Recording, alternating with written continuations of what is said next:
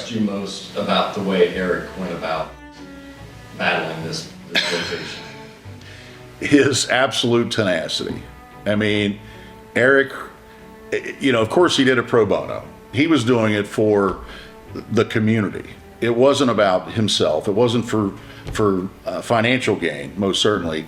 He was doing it for the community that he loves, he grew up in, and protecting not only the citizens of Independence, but protecting the integrity of where the Justice Center or the detention center should be. He was front and center and jumped headlong into it. I mean, feet first, head first, whatever you want to say.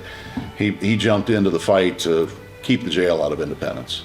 The only thing he asked for the citizens of Independence to rally, unite as one, and we had a couple of rallies, and he just asked for people to come, for people just to show up, to be involved, to voice their opinion, to send an email, make a phone call. But his generosity was he gave of himself. I would say to someone who doesn't know Eric Deters, who is not, Eric's name is known. In the Northern Kentucky community, most certainly Eric's name is known.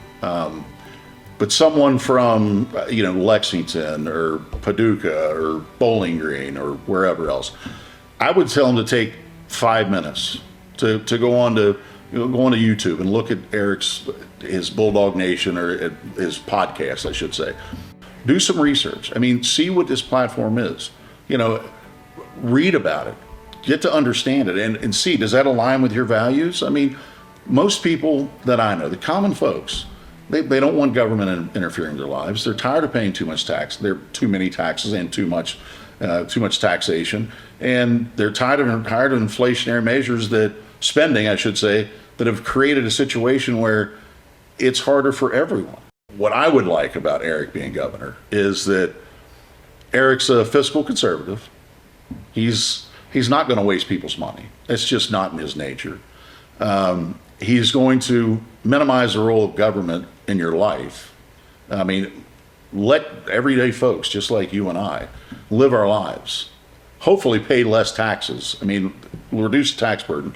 He's going to get out of your way with goofy mandates. And he's going to inspire you to live your best life, to be quite honest with you. I mean, there's going to be greater opportunities in the Commonwealth of Kentucky if Eric Deters becomes governor. He's very much like Donald Trump in the sense that, he's no nonsense. He's going to work his butt off to get things done for the Commonwealth of Kentucky. Everyone thinks they become a state legislator, they become a state senator, and they're going to do all the right things until they go in there and then they show up and they realize, well, I've got to scratch your back, so you scratch my back. I've got to support your bill, which is bogus, so you support my bill.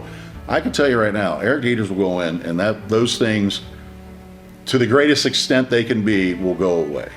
If you're tired of government intervention and you're tired of government wanting to be your big brother or be your mother and your father or your family and provide for you, and you want to provide for yourself and your family, vote for Eric Deters.